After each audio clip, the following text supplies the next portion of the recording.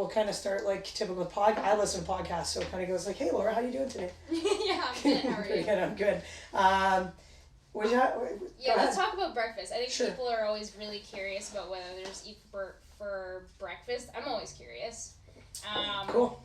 Yeah, you start. What'd you have? I had 2 breakfasts today. Yeah, classic. classic. Breakfast number 1 was oatmeal with a little bit of dried apple and cinnamon in it, and a scoop of Magnum chocolate peanut butter love protein powder, like just mixed with water. I had that with coffee number 2, and my veggie smoothie. I always have a smoothie in the morning. Yeah. So it's frozen fruit. This bag is like the peaches, strawberries, pineapple, 1 orange, peeled obviously. Interesting. Right? That makes a difference? Oh, I love orange? it. Yeah, an orange, yeah. Like a whole orange. Yeah.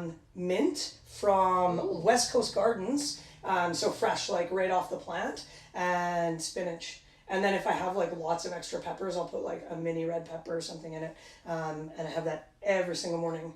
And then I was lucky enough to do a little bit of work and go home, and then I had 4 maple sausages, 3 whole eggs, and a half cup of egg whites. So scrambled all together, and then the sausages were barbecued. So that's what I've eaten for my breakfast number 1 and breakfast number 2 today. That's far. good. Yeah, it's pretty good. Yeah. And yourself, what did you have? What did I have? I kind of had 2 breakfasts too because I was up early. So I had a smoothie. Yeah. Mine are really simple. I usually do like a frozen mixed fruit, and then like a half a banana, and then a whole egg. I just crack in there, and then just water. And that's literally the first. Yeah, I had a bit of water too. Yeah, I don't. I find I've done like almond milks and smoothies, but I like water when I blend my smoothies up.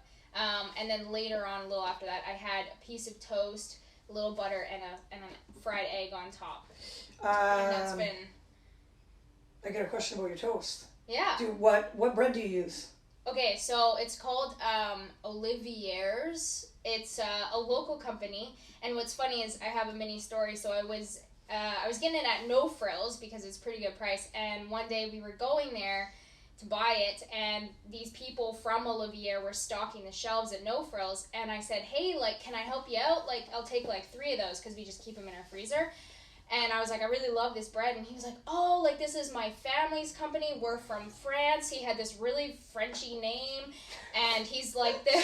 Like Steph Jack? Yeah, like okay, just checking. Something more confusing. Right. For sure. But anyways, he said, like, the sour... So it's all their breads are sourdough. And that's the only kind of bread that I really eat is sourdough. It gives me no problems whatsoever. I know what bloating feels like. I know what cramp, and I experience none of that when I have this bread. And he went on to say, oh, like our sourdough starters, like from France, like brought over from France. That's like a thing. You can buy like 70-year-old starter. Anyways, I thought that was pretty cool. So it's Olivier's, I think. And it's really good. Cool. If you guys do have any questions like throughout, you can see I'm making notes. Laura's probably going to jot down some notes as you go through. We'll have show notes in the bottom of our YouTube channel, so you can ask us questions there and tee up that. We'll get you any additional information you have or you want based on kind of what we say. So we both eat breakfast daily, and as you can see, we've kind of consumed quite a bit of food between the 2 of us today. I like that. We're going to just sort of roll into a couple of these questions. We're going to do this in a back and forth style, so Laura's going to ask kind of the questions that you guys have come up with, and we'll try and answer them to the best of our ability and have a little chat about them as we go. Yeah. So I love this one. Are regular potatoes really that bad for you? Our regular potatoes really bad. So by regular potatoes, I think we mean white potatoes, right? I'm assuming, yeah. They've gotten a pretty bad rap. As it stands, if you cook regular potatoes and you peel them and you cook them in a really like high heat oil, they're not that great for you. But if you cook anything in a really high heat oil, it's not that great for you. If you're a white potato fan, right? I'm a white potato fan. I don't eat a ton of them, but I am a white potato fan. Bake them in their skin and eat the skin. That's how you preserve the most vitamins and minerals in the potato. If you're boiling them, which is not my favorite way to make them because of bland, boil them in the skin, eat the skin.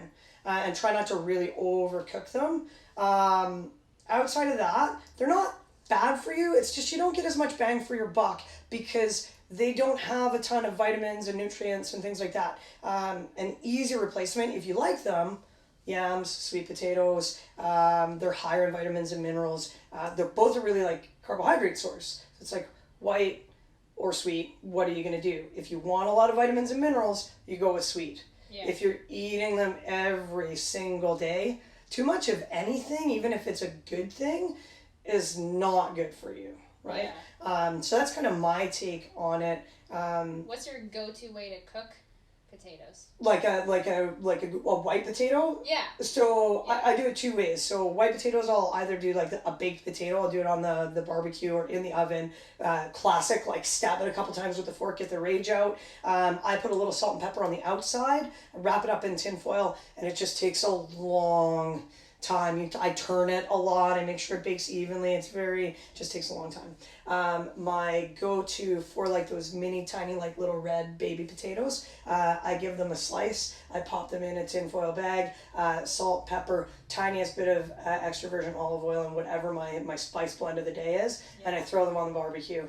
And that is like my favorite. My yams and sweet potatoes, I slice them in rounds, right? So about an inch thick. And I pop them on the barbecue with a little bit of extra virgin olive oil, cinnamon and garlic powder, salt and pepper until they're just turning like lightly charred and just delicious. You can do them in the oven like that too. I'm a barbecue fan, so that's kind of... So you said potatoes aren't really your thing. So that's kind of goes with the next question. What carb is your go-to with a meal? Yeah, a huge sweet potato fan. Or yams, okay. So the difference, like, we call them sweet potatoes all the time, but sweet potatoes are typically white flesh or purple flesh, and yams are actually that bright orange flesh that you see in your Christmas dinners and stuff like that. Those are my go-tos. I really like beets and squash. Rice and quinoa, no big deal. I'm a huge pasta fan, and it crushes me that, I'm gluten-free, and that opens another like can of worms for another day. But I do use the Kitelli brand gluten-free pasta. Yeah. It's pretty spot on in texture and taste and cooking and stuff like that. You know what they came out with at Let Farm Market? They have a sourdough pasta. Ooh, I have to look into that. Yeah, well, actually, I think Ronnie and I have tried it. I have yet to like really compare it because I like to think I'm okay with pasta, like wheat pasta. Got a question there. But yeah, I like it. Ron, excellent, is actually giving Olivier's freezer bread there in the comments. Thanks, Ron, for that. Ron. Being active. Awesome. What do you go to for your cooking when you go with the carbs? We really like to rotate through. Depends what we're having.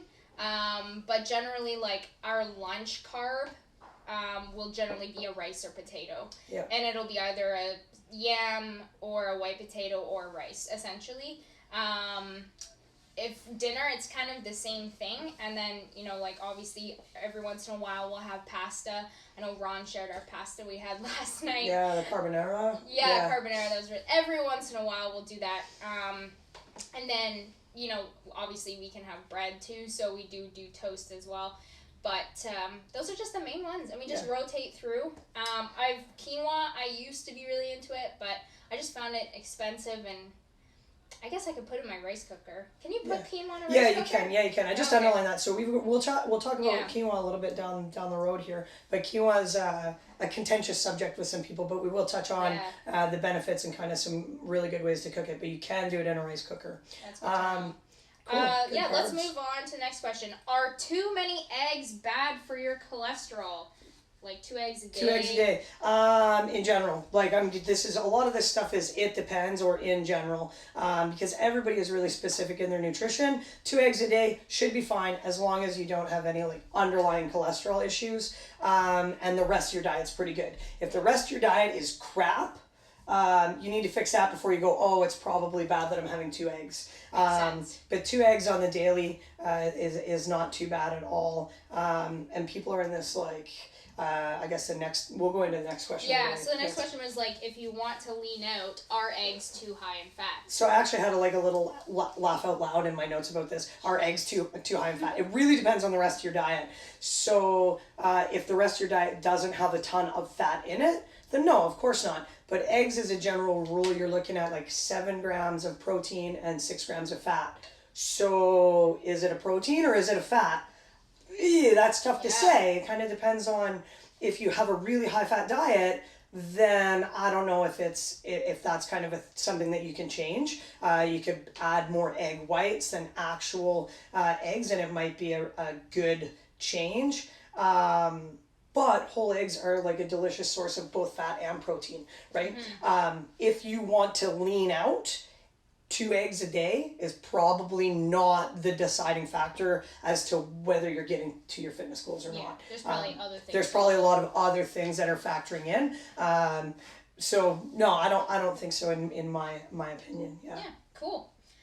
Move on to the next one. This is a big one. I think this one is going to benefit a lot of people. How to hit your protein goal. Oh my, okay. So if you're looking to hit your protein goal, I'm going to talk to Laura on this, right? So I'm not going to talk directly to the screen. But hey, good to know. Thanks guys. No problem. You're welcome. I'm going to talk directly to Laura about this, but if you're having trouble hitting your protein goal, I want you to make sure that you either click on the link at the bottom of the YouTube site when this gets loaded up, or take notes right now. This is super important if you're missing your protein. So my first one, I've got some notes here, and we'll just go through them. So it's add Greek or Icelandic yogurt to pasta sauces. So I'm a pasta fan, you're a pasta fan. It's super simple to go and like make your standard red sauce. But if you go with like a half cup of Greek yogurt or Icelandic yogurt into the red sauce, boom, you have a rosé. Easy. You've just added like 17 grams of protein overall to your meal, which is what I do almost every time. I find that red sauces are pretty acidic on my set. I've got a sensitive stomach. So I turn everything into a rosé. You can also use Greek yogurt or Icelandic yogurt to make your pasta sauce into an Alfredo, right? And you're just, boom, here you go. So instead of using your flour and your butter and your cream, you're using some Greek yogurt to make that creamy sauce. Love it. In line with the kind of are eggs too high in fat? Everybody's huge on the hummus. Everybody's huge on the hummus. I'm like, okay, I'm with the hummus. I'm kind of meh. Yeah, so if you want like a really great snack that's high in protein, you go half hummus, half Greek yogurt, mix it together, you've now halved the fat, and you've doubled your protein. Right? So I love that. I think it's a super fantastic way to increase your protein. Most people that we're with, how many scoops are in your protein shake? There is one big one. One big one. Cool. So do 2. Boom. You've doubled your protein. Maybe you're like, I don't want to have that much protein powder. Do 1.5. 1 1/4, right? If I think there's 30 grams of protein in my personal protein powder, if I add a half scoop, that's an extra 15 grams. If I add a 1/4 scoop, it's an extra 7.5. So doing that on the daily is going to really increase your protein. Cook egg whites and keep them on hand for your salads and wraps. So egg whites are super handy. You don't need to go and separate your eggs and go yolks over here, egg whites over there. You can if you want, or you can buy them in a carton. I go a little tiny bit of coconut oil in the pan, cook them up, chop them, and I put them in a little container, store them in the fridge. They'll last 3 to 4 days.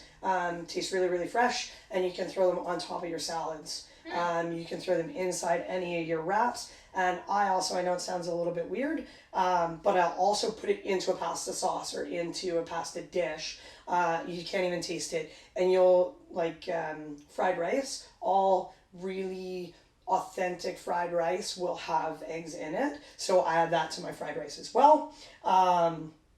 Simple ways are just increasing your portion size. So if you're used to having 1 chicken breast, and you've done all your meal prep and you've got 1 chicken breast left over, you just slice that up and just divvy it. It's an extra 2 or 3 bites each meal, and that's going to boost your protein.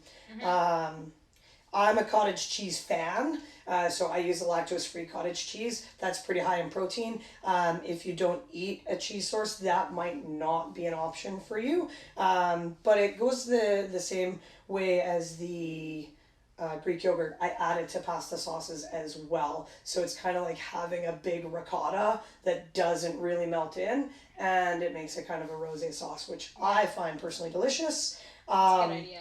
Write that down, Ron. Right? Just kidding, I'm writing it down. You can change your carb to quinoa.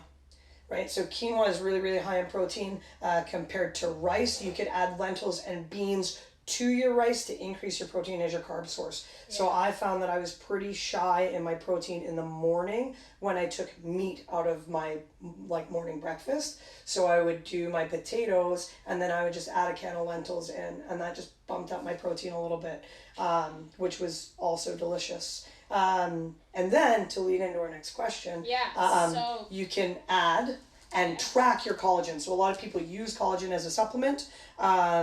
It is a pure protein source, so that in itself would up your protein. But those are like my main go-tos to increase your protein and help hit that goal. Does that kind of... Yeah, those are great ideas. Yeah, and I mean, that's not an exhaustive list, right? That's just kind of a start. To increasing your protein overall. So speaking of collagen, what is collagen and should we be taking it? My opinion, yes, we should be taking it. Your body's made up of protein. Most of it's made up of collagen. It's the building blocks of your bones, your joints, ligaments, tendons. It's in your blood vessels. It causes the elasticity. It makes your skin look really good. Teeth, fingernails, hair, it's everywhere. It's kind of the glue that holds your body together. You noted when I was talking to Drew, I hadn't been taking my collagen and my knees made noise. Out of all of the supplements that I take or have taken, collagen is the only one, legitimately the only one, where I actually notice an effect if I don't take it. Yeah. So I'll take it and I'll be like, oh, I don't know, I'll just skip a couple days, or I get lazy, or I get out of routine or whatever. And then I'll be like, oh, my knees hurt again. And it's like noticeable. My nails will get more brittle. I've got lovely, luscious locks, so I don't really notice like the hair things. But I suppose if you did. Overall, studies have proven increased joint health, increase or decrease deterioration of muscle mass depending on your age, reduce pain, increase nail health, bone health, reduce pain and osteoarthritis in particular. I really notice a decrease in my joint pain. I feel really, really good when I take collagen. It just really works for me. There's, and this question came up that I didn't write down. There's a bovine collagen and there's also marine collagen. If you're an anti-animal manger, you can get a marine grade collagen. Lots of different options out there on the market. And naturally it comes through red meats, bone broths, and lots of delicious things. And you can mix it in really well with things because it's pretty flavorless, right? Yeah. So you can get a flavorless brand, and you can mix it in with your protein shake. You can mix it in with water, and it mixes really smooth. It's not chunky at all. There's also flavor brands. So Progressives, which is a pretty decent brand of greens and collagens, they have like a berry blend and a tropical blend that mix really well with water, and it just... Yeah. I think there's a ton of options out there. And we did confirm with Dr. Drew that you can, in fact, put it in your coffee, which I like. Yeah, you can, in fact, put it in your coffee, which is great. So, all right, we're going to pivot to a different sort of question here. What is the best time of day to eat carbs? All the time. Literally eat them all the time. I would only say, my feeling is that you limit carbs, especially your simple carbs, late at night or before bed. And by simple carbs, I mean like your breads, rice is pretty simple. Oats is tough at night. Any kind of sugars, fruits, things like that. Rice cakes will absorb really quickly. Don't eat a Mars bar. Any simple carbs that you eat before bed late at night will spike your insulin while you're sleeping. And you'll typically not sleep as well. That's what I've personally noticed. Yeah. Outside of that, eat carbs all the time. They're your best, most reliable source of energy, and you need it. You need them to survive. So eat carbs all the time with every single meal. Cool. and especially the complex carbs, like the sweet potatoes, the quinoas, and stuff like that. Carbs are your friend. Carbs are not foe. We need them for our brains to function. We need them for our bodies to function. They're super, super, super important. Yeah. And what about like a pre-workout drink or snack? Okay, so I'm kind of strange. This is like one of those, it depends. Do you want a quick energy boost? Do you want something that's long lasting? Are you somebody who can work out with food in their stomach? Because everybody is a little tiny bit different. Here's a place where you do want your simple carbohydrates, your bananas, your berries, your granolas, but everyone process it different. So you've been eating oatmeal almost right before our workouts for the last couple of weeks. And I have no issues with just oatmeal and oat milk and a tiny bit of maple syrup I put into it. Just the littlest bit, and I have no issues, and I scarf that down, and I hit the machine and warm up. Yeah, it's literally like she finishes her last bike and then starts to row. I'm a little bit different. I need about an hour for my food to sort of digest and settle. So if I'm in a tough spot and I find that I'm really low energy, I do go to the carb drink. It's not what I would call ideal. I mean, really we want to be getting most of our energy from real food, but there are high quality carb powders out there. There's Vitargo, which is amazing, but it's not gluten free. I use the ANS Pure carb powder. There are BCAAs out there that will help boost your energy a little tiny bit. We use Magnum High Five or Opus, and it's awesome. Also in the morning, if I'm working out early, I don't mind my veggie smoothie. I can usually stomach that and hit a workout and not feel too bad. But everybody metabolizes a little bit different. So in this respect, what I would tell everybody out there is try it and write down how you feel. Don't just go, I guess I'll have a banana today. I guess I'll have oatmeal tomorrow. Well, I guess today I'll have a bunch of Sour Patch Kids, and be like, I don't know what works. You actually need to say, how did I feel during my workout? How did I feel afterwards? Is this something that I want to do again? Am I seeing positive results, or did it have an adverse effect? Bananas are always a really good go-to. You see everybody mowing them down in competitions and stuff like that. So those are always good ones. You want something that's going to hit you with some good energy. Try not to eat hot stuff high in protein and high in fat. That'll bog you down. It takes your body a long time to digest it, and you want your body to really hit the workout, right? You want your muscles to be working, not digesting your food. Yeah. So that's kind of how I stand there. I'm just going to check to see if we have a little questions here. Oh, Krista's like, yeah, bananas. Krista like bananas. All right. So far, no questions. So that's great. Right. We'll carry on. What do we got here? So post-workout. Yeah, post-workout. So you're hitting, what kind of protein do you take? Yeah, so this is Vega. They're actually a vegan protein powder, which I'm currently almost at the end of my tub, and I've had no issues whatsoever. I've really taken note, like you said, about like paying attention to how you feel. That's how I've adjusted my nutrition over the last like years and years, is just constantly reassessing, how does this make me feel? And this does not bother me at all. Makes me feel satisfied. I get no sort of upset stomach. I have done the wheys before, and I always seem to have a little bit of something going on there, even if the whey has like that lactate in there. But I will try it again. I feel like my body's sort of changing as I get older, so I will try whey again. But this is Vega. I like it, and I love, you give me this suggestion of just shaking it with ice and water. That's the best, because sometimes I have issues with the taste too. They have like the stevia in it, and I hate stevia, and that's the only thing. Makes my tongue go numb. Oh, like literally makes my tongue go numb. Like I would honestly rather find a protein powder that's sweetened with sugar, but I guess you'd have to add a lot of sugar. Yeah, you'd have to have a lot of sugar. But shaking it with water and ice has made it really, really good, and that's good with the whey as well. Just trying it a little bit, it just keeps it, like when it's really cold, it's a lot easier to take after a workout. It's way more refreshing. So that's what I'm doing. You do the whey, right? Yeah, I do the whey protein. So I do the Quattro by Magnum, salted caramel, delicious every single day post-workout. 2 scoops, 2 ice cubes, shake it up in my hybrid blender bottle really, really fast, and I smash it with just water. I know that Nate uses coconut water for his. I like the Magnum because it's a very high quality protein. It's made here in BC. It's gluten free. It's lactose free, and it tastes delicious.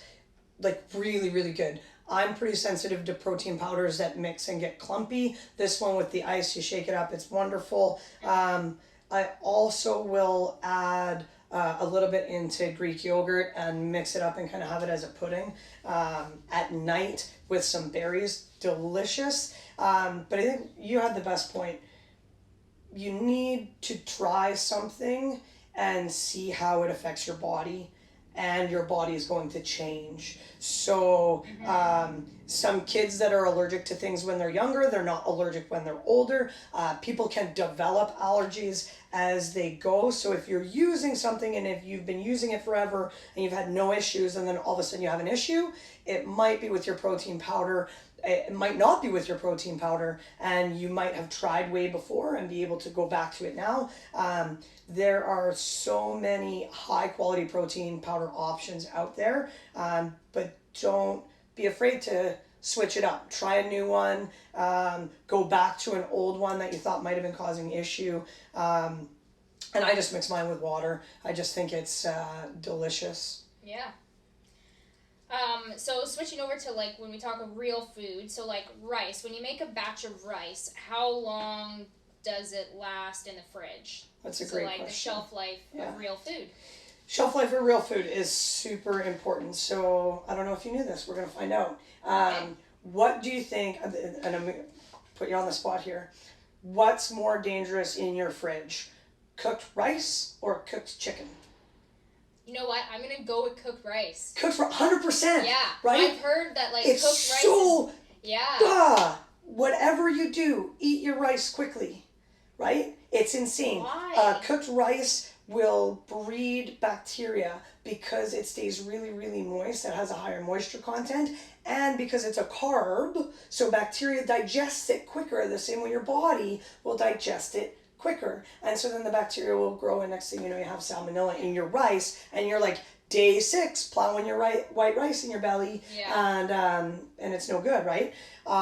So if you're meal prepping for your lunches, maybe if it's gonna be rice, don't do it 5-6 days. Yeah, don't do it 5-6 days. Do like a 3. My general rule is this: if I cook it on Sunday, I can eat it on Friday. Okay. After that, I sort of let it ride. All the research, you go and you'll Google how long does cooked chicken last in the fridge? How long does this last in the fridge? And they'll say 3 to 4 days. I really think they're playing it safe. Yeah. Right? It's the same as an expiry, their expiry date. Yeah. Or their best before date. Best before, not necessarily bad after. Yeah. So I always do like the visual and the smell check, right? I go with 5 days, 6 with some of my meats. If I know like I've cooked it late Sunday afternoon, I will eat it on Saturday. I really don't like to waste food, but I try to get through my rice by Thursday or Friday. Yeah. And rice I find is really easy to make. Like you use a rice cooker, which is totally fine. It's all about being easy. So I like to think 5 days, properly stored. There's a couple of key things here. Properly stored. What does that mean? That means I cook my food. It's hot as Hades. I put it in a container and then I leave it there to cool down. You don't want to go lid on in the fridge. That's when you get that condensation and then it drips all on your food and it's gross and your chicken is slimy. You don't want that. And now food prep becomes like, oh, I don't want to eat that. So let it cool down before you put it in your fridge. Yeah. And then all of my stuff has lasted 5 to 6 days. Yeah. And I'm pretty safe with that. But it's like, if it smells funny, I don't eat it because it's gross. Yeah. If it looks like it's growing mold, don't put it in your mouth. Be pretty smart about that sort of stuff. So that's kind of how I feel. Have you had any? Yeah, when we meal prep, we usually do it on Sunday, and then it will be eaten Monday to Friday, and that will be like our lunches. We've done rice, and honestly, we've probably gotten into the questionable right period. To Friday, probably questionable, but yeah, if you're doing potatoes and stuff, that's fine. Yeah, totally fine. You can make it on Sunday and eat it all by Friday. I'm pretty picky. Okay, I just throw it out there. I don't like leftovers. I've never liked leftovers. So I do all my meal prep on Sunday for the whole week, but on Tuesday or Wednesday, depending on which day I have more time, when I make my meals, because it's just Steph and I will cook for 4. So then I will have 2 leftover dishes for the next day. Right. So when I'm cooking, 90% of the time I cook for 4, so that I always have leftovers. So it's like every single dinner is meal prep.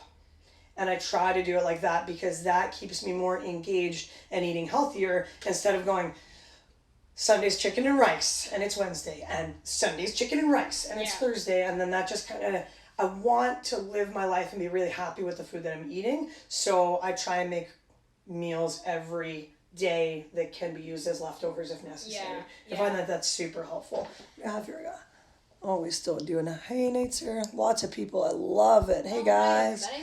I tried almond milk and protein and that killed my stomach, but mixing it with water was a huge success. Cool. Yeah, totally. And Julie says cauliflower rice all the way. Yeah, I totally agree. Yeah, I actually just, on Julie's suggestion, I'm doing a switch. This is day 1 of oat milk instead of almond milk, just to see if that changes the effect. I'm a big fan, but Steph likes almond milk, right? So now we've got like 2 containers in the fridge. Anyway, hey, that's going to lead into the next question. So, I love it. This is a great one. This is a big one.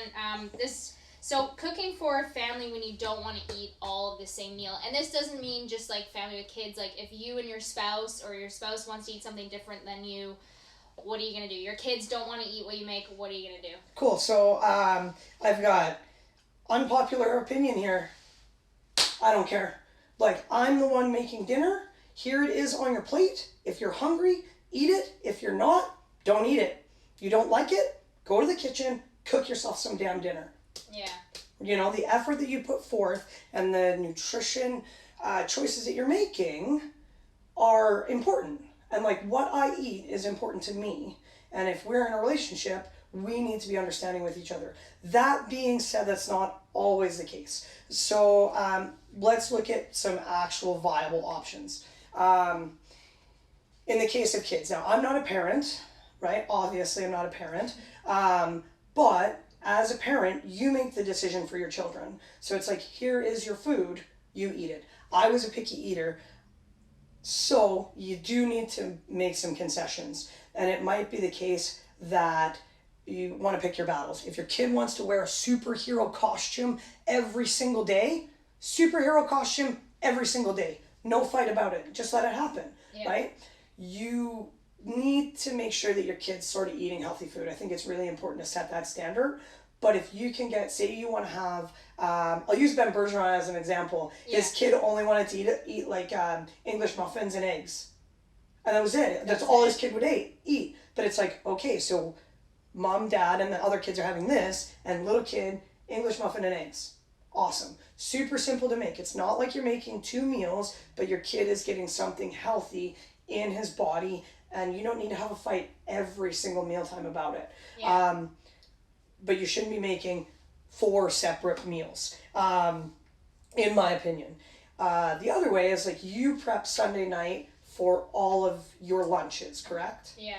The other thing that you could do on Sunday night is you prep for all of your lunches and most of your dinners, right? And then you go, okay, Ron, you're on your own because you don't want to eat what I'm eating. Right. I'm going to reheat this. Or Ron, I love cooking for you, and I understand that you've had a very long day at work, and I'm going to make you and the kids dinner, and I'm going to have my pre-made meal already. Right. So that you can microwave it, pop it on the table as, you know, the husband and kids or wife and kids are sitting down to eat it. Yeah. The other thing that I would really suggest is, it's funny, I'm going to get personal here, guys. You ready? My wife and I are on a nutrition plan, and she is one of my nutrition clients, right? So that's, Steph, here we go. So she's doing her intake form, and Amanda, you'll find this really funny because you just did the intake form, and she said that one of the barriers or difficulties that she would have are peer and family pressure. And I'm like, that's me.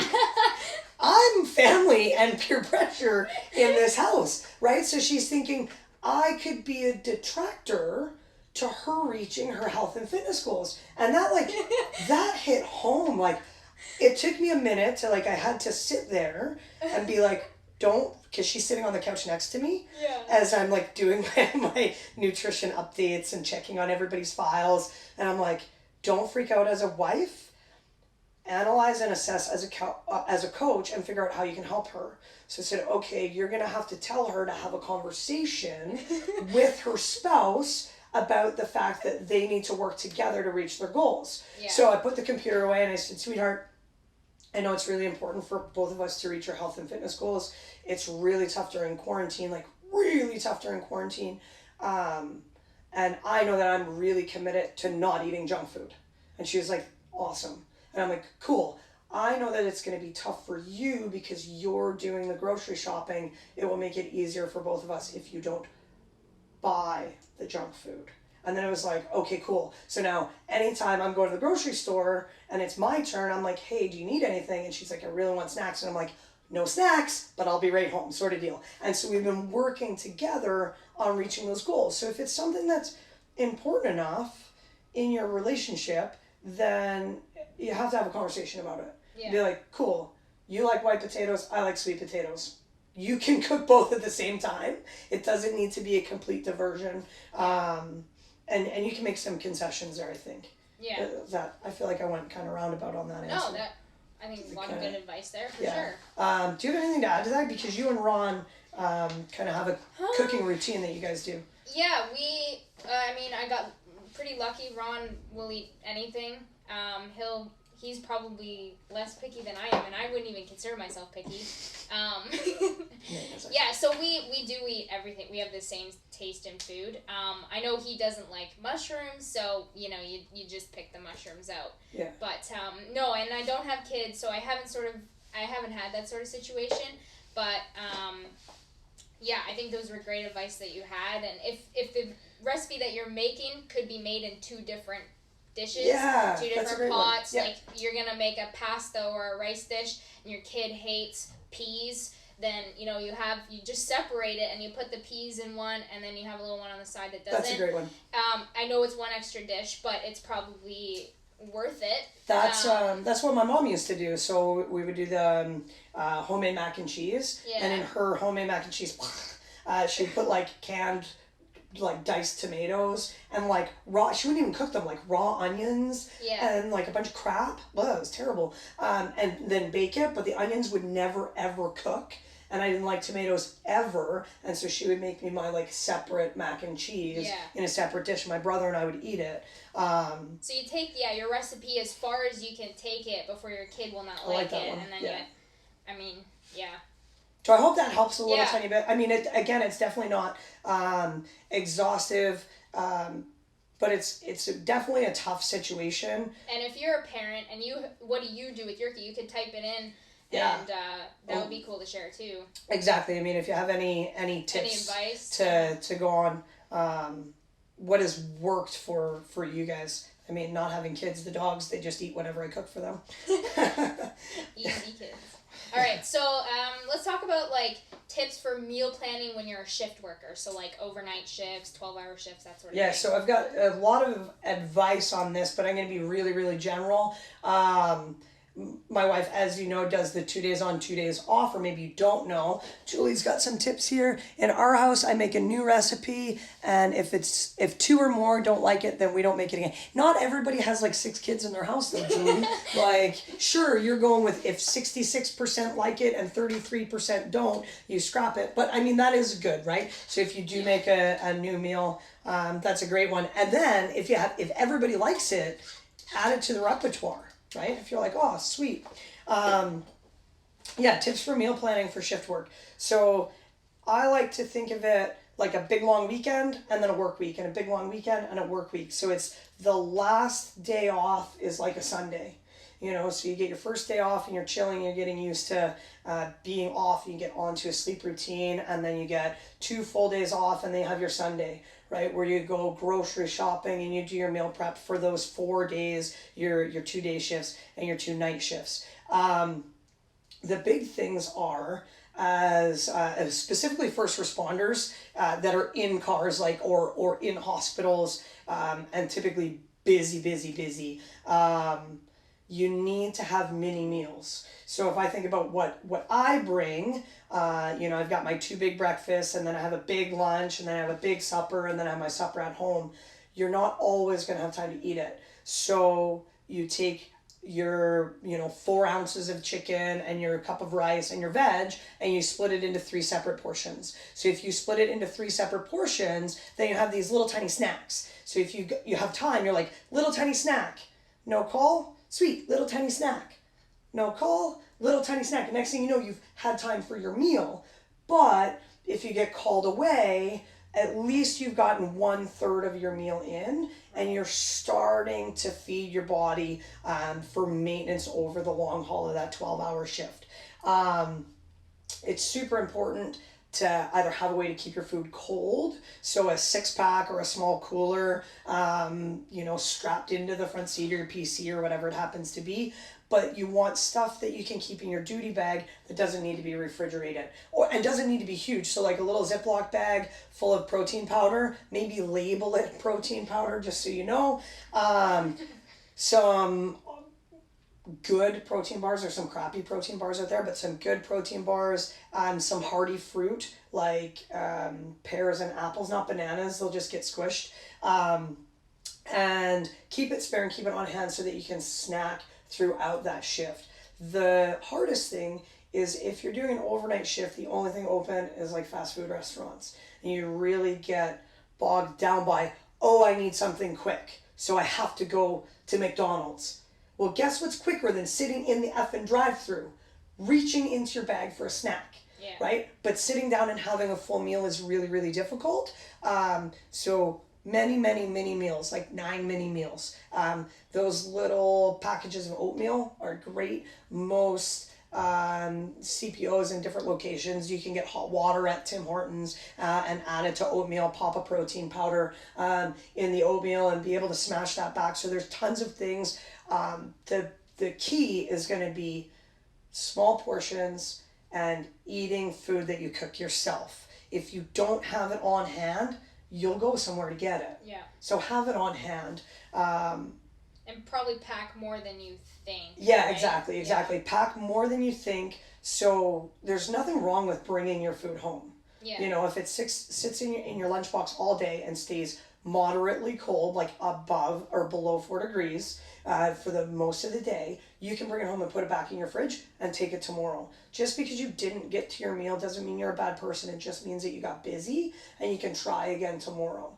Yeah. And eating half a meal is better than eating none of a meal. Yeah. So that would be my first steps there, and then everything else is going to be on like a it depends sort of basis. Yeah. What do we got here? I've got Tanya Eden, and I do the same as Julie. If 2 or more don't like the recipe, we don't do it. Comedy right there. Love it, Tanya. That's great. Rule, yeah. So that's kind of my meal tips and planning for shift work, and it doesn't necessarily need to be shift work. I think about myself sometimes, I find you'll probably agree with me. Sometimes you just don't have time to eat. It's just you're running around. You're like, oh crap. Yeah. Right? So if my meals are in smaller containers and smaller portions, then I'm more adept to eating some of it. Yeah. So that's what I like to do. Yeah. Any go-to like homemade recipes or things that you have? Like, I know that Julie has the granola bars, but what do you do for like quick snacks? Quick snacks. What do I have?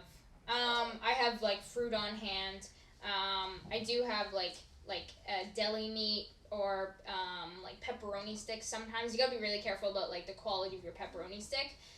We usually go to like a butcher shop for ours. Yes. But and then like we have almonds on hand. Like Ronnie will eat a lot of those, but obviously like those are high fat. Yeah, very high fat. Sorry. So I have to like I just count them out and whatever, and I have them with my like deli meat, and that's very good. Like meat and nuts together is so like an amazing combination. But again, add apple slices with that, and you're like on point. It's that's a great snack. Yeah, I used to do like the rice cakes with like I did the peanut butter powder, the PB2. Yeah. A little of that.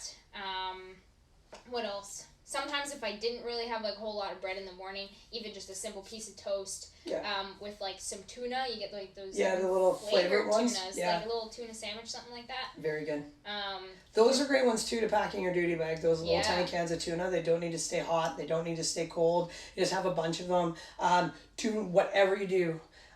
Do not get the sweet chili one and eat the whole chili that's on the top of the tuna tin. Like, you're just like, I love hot things. And you're like, tuna, and you eat the whole pepper, and it will ruin at least 2 of your days. Yeah, that's the first thing I do is like take that guy out. Gently take that out. Yeah. Carrots are good snacks too.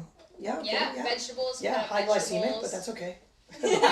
Kidding, Ron. I like you. Yeah, those are good ones. I like that. Yeah, so those are.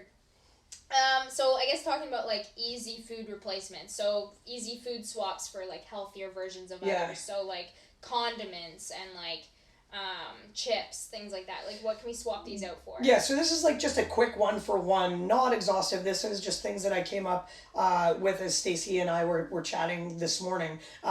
White potato, you replace sweet potato, yam, squash, oats. Like, any carb can replace a white potato. French fries can be replaced by sweet potato fries, zucchini fries, kohlrabi, amazing. Oh. Amazing. So, like, have you had kohlrabi? Yeah. So, okay, here's the deal. If you like broccoli, if you don't like broccoli, it's not for you.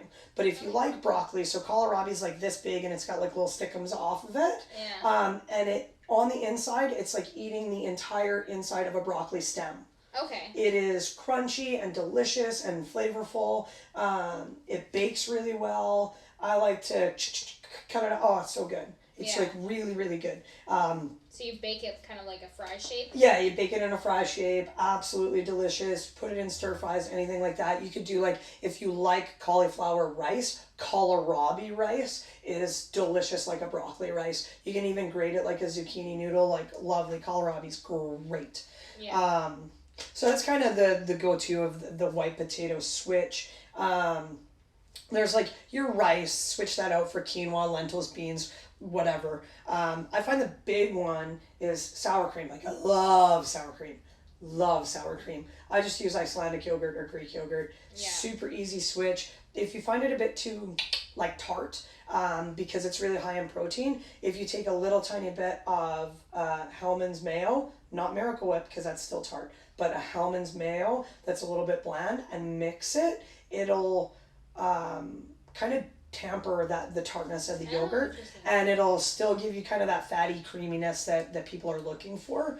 I'm like a condiment person. Yeah, like, you like condiments. Huge. I'm a dipper. Anything, you give me anything, I will dip it. It's crazy. So I've gone to the no sugar added ketchup. Mm-hmm. I'm big on mustards. I'm big on making my own honey mustard, which is lovely. I've gone with a maple syrup mustard as well. So a little tiny bit of maple syrup, lots of mustard, mix. Tiny bit of ginger powder. Ooh, so good. So good. Hot sauce, I'm big on the hot sauce too. I like that. But the main thing is like taking that Greek and Icelandic yogurt, mixing it with hummuses, mixing it with like some lemon juice and lime juice, and making your sauces like that.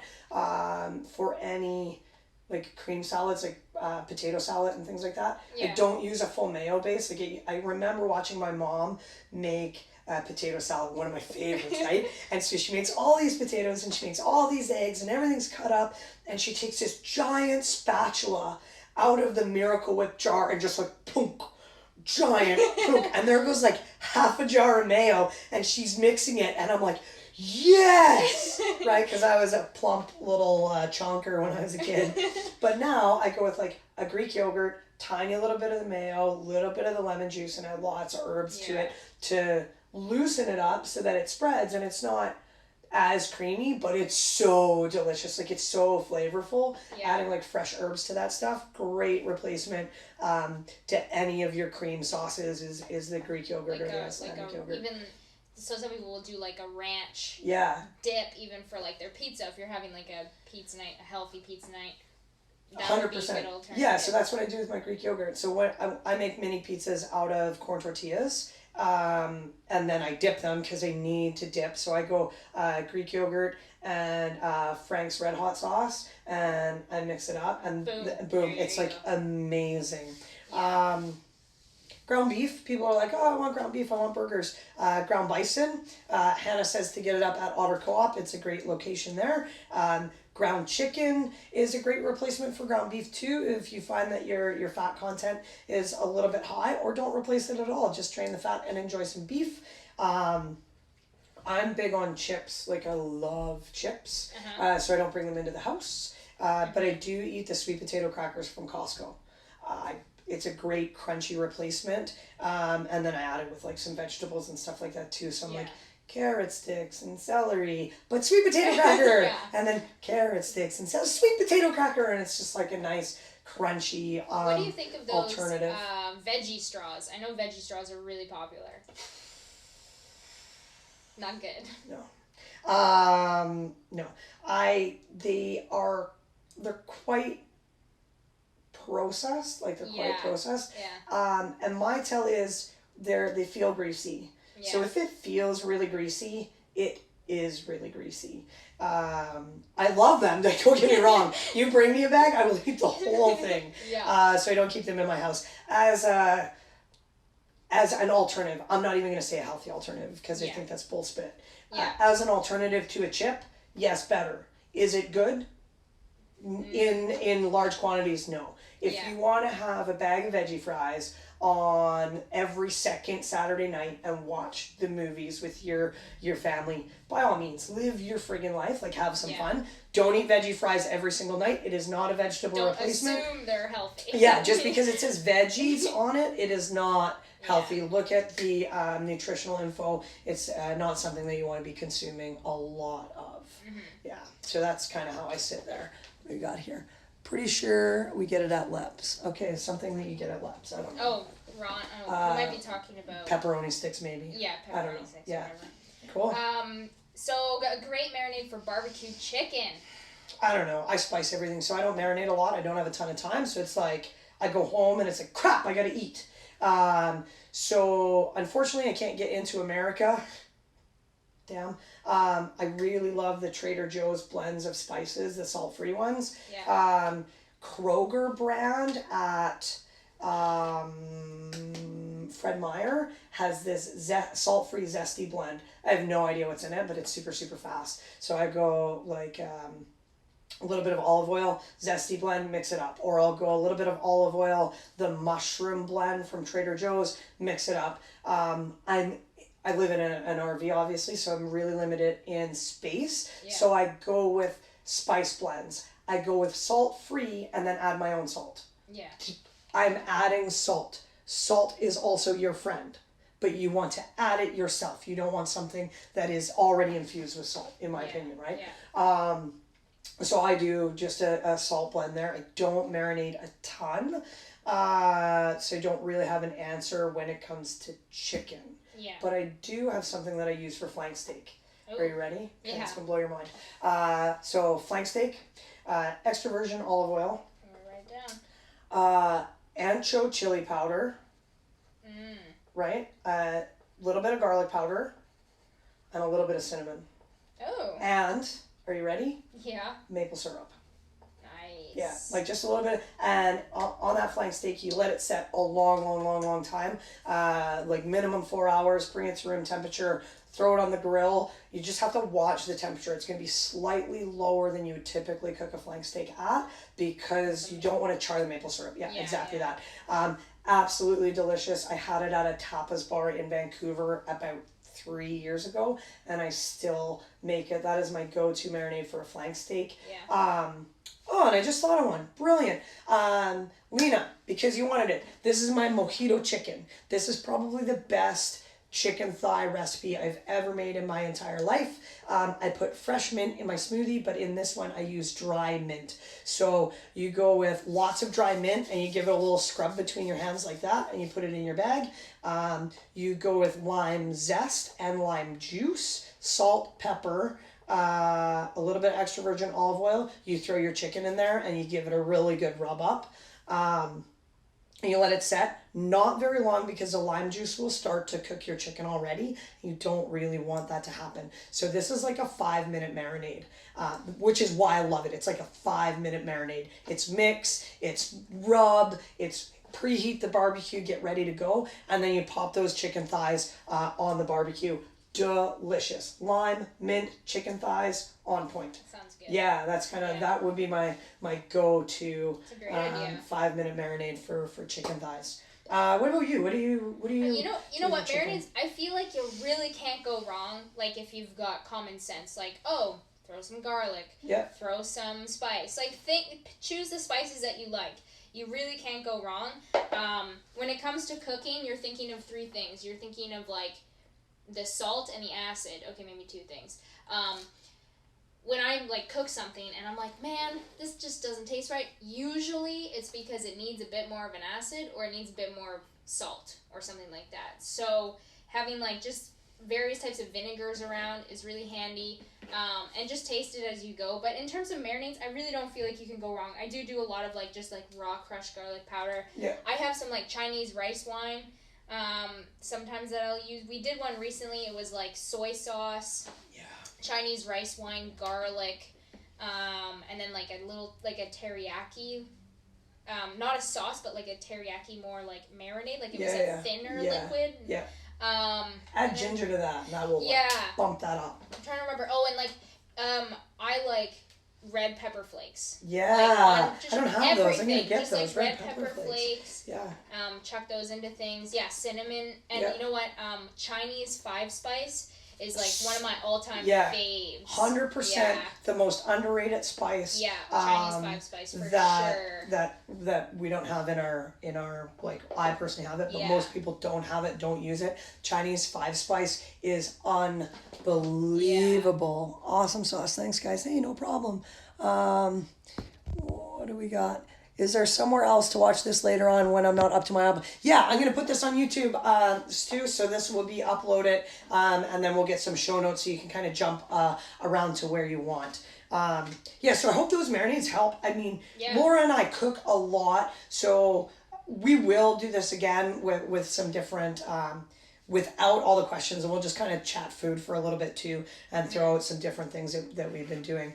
So I hope that helps. I think we've got one final question. This one's a big one. This one's a big question.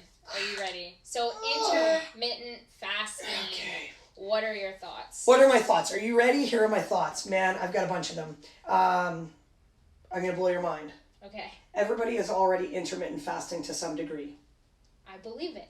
We all go to sleep, right? At bedtime, we all go to sleep. So, depending on your sleep schedule, if you go to bed at 10 o'clock at night and you wake up at 8 o'clock in the morning, you've intermittent fasted for 10 hours. Yeah. So you're already intermittent fasting to some degree. It really depends on the person, and it really depends on the situation. If you're doing it to lose weight in the long term, hard pass. Really, really hard pass. You want to find something that you can maintain in your life. If you're somebody who just says, well, I don't like to eat breakfast. Okay, well, before you started working out, you didn't like working out either. So it's like, do you not like eating breakfast because you just don't eat breakfast? So the one time you do, you don't feel good? Because that was me. When I was a kid, I was like, I don't like breakfast. I don't feel good when I eat breakfast. And I was just being a little asshole, to be honest. Yeah. I didn't want to wake up early enough. I didn't want to make my own breakfast. I didn't even want to have a bowl of cereal. Now when I eat, I feel good. Is it really beneficial for some people with certain health conditions? Yes, absolutely. Absolutely, 100%. Is it a way to... All right, guys. Everybody's joining again. I'm learning something new every day. So after an hour, they just kick you off Instagram Live. And we didn't know we were chatting for that long. So I'm going to pick up where we left off. Certain situations, certain people, intermittent fasting, totally appropriate. It limits, it's the goal of intermittent fasting, like any nutrition plan, is to limit or restrict the amount of calories you eat or control the amount of calories you eat. They try to do it with intermittent fasting by limiting the window in which you can eat. So if you can only eat over an 8-hour span, then it changes how much you can eat. So if I'm eating from 8 o'clock in the morning until 9 o'clock at night, I'm eating for 11 hours. Yeah. If I cut that down and I can only eat in a certain window, then technically speaking, I should be at a lower caloric intake. But people will just cram. People will just cram. They'll just kind of cram and overeat later at night. Some of the adverse effects will be eating a lot at night. It sits in your stomach. Your digestion gets a little screwy. You're low energy in the morning. Some people have amazing results with it. So it's something, if you can maintain it over the long term, and it's something you want to work towards and maintain over the long term, it does work for some people. Is it for everybody? Absolutely not. Is it a long-term weight loss solution? Absolutely not, because as soon as you stop doing it, you'll just go back to where you were. You'll just go back to your default.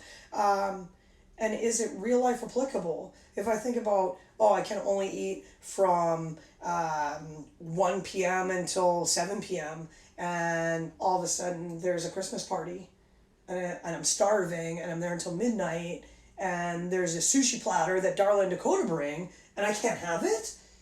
Are you kidding me right now? Yeah. Like, is that how? No, that's not how it works. I want to be able to interact with society and I feel like you have way less control than if you were just like macro counting. Or calorie counting, or just using palm-sized portions, right? Yeah, portions. So and I find that portion control can sometimes get out of hand because it's like I have to eat all of my food in this little tiny window, and it gets kind of tough. So intermittent fasting totally depends on the person, not necessarily something that I would recommend, does work for some people. So if you want to get into a bit more detail as an individual with that and you're really interested in the intermittent fasting, send me a message and we'll chat about it a little bit more, but not something that I would be like, yeah, give it a shot, let's go. Which is different than the what carbs to eat before your workout. Find a carb that you like, give it a shot, see how it works. Yeah. That's something that I found in the last couple of years trying to figure out what way of eating works for me. And in the last couple of years I've been feeling very good about what I'm eating. It's not perfect by any means. And sometimes I screw up and that's totally fine. But I think what's helped is you pick a couple of solid breakfasts and I eat the same breakfast every single day. And when I get sick of it, I swap it out for something new. And I meal prep my lunches, so that's taken care of. I don't have to think about that. And then it's just every Sunday I think about what dinners I'm going to have. And that's kind of where I get to have a little bit of fun and be a little bit more creative. But just not taking out all of the thinking and just I eat the same breakfast, eat the same lunch. That's helped me be a lot more consistent than if I just sort of I can't imagine now not meal prepping. Right. Or not having a plan. And have you found that sustainable? Do you... Yes. Yeah. Knowing this is just what I have for breakfast and it's, a healthy option and that I have backup options for when I do get sick of it. It's sustainable and it's something I've been able to be consistent with forever. And it, figuring out those little snacks in between, those you gotta, swap around and figure out what works too. But yeah, paying attention to what you eat and just trying to take as much thinking out of it as you can and preparing, meal planning and prepping ahead has been, I can't imagine not doing that. Yeah, for sure. So a couple of key things that I just heard. So sustainability, something that you can do in the long term, having a little fun with it and taking the thinking out of it. So I'm going to relate it back here. Sounds a lot like CrossFit to me, right? Sustainable, if you do it right, something that you can do in the long term, it's going to make you healthier. Yeah. Something that's fun. Not always, but it's fun and something that you don't need to think about, right? We do the programming for you. You come in, you're told to work out. Yeah, and it's just kind of something that becomes part of your life and it becomes something that you really look forward to doing and sometimes it's hard and sometimes it's boring and sometimes we do burpees a lot, but sometimes we eat chicken and rice a lot. And then you're like, I finally get to have this great meal where I do power cleans and eat steak or whatever it happens to be. Yeah. Right? Exactly. Cool. We'll wrap this up. I'm going to throw everything on YouTube. Thanks. This was a lot of fun. It was. Yeah. Send us more of your questions for next time. We'll do this again. Yeah, we'll definitely do it again. If there's nothing huge or topic suggestions, Laura and I will just kind of chat about recipes. But yeah, if you guys have ideas for podcast numero 2, let us know and we will take that into consideration. Thanks so much for tuning in, and guys. check us out on the YouTube page. Have a great day.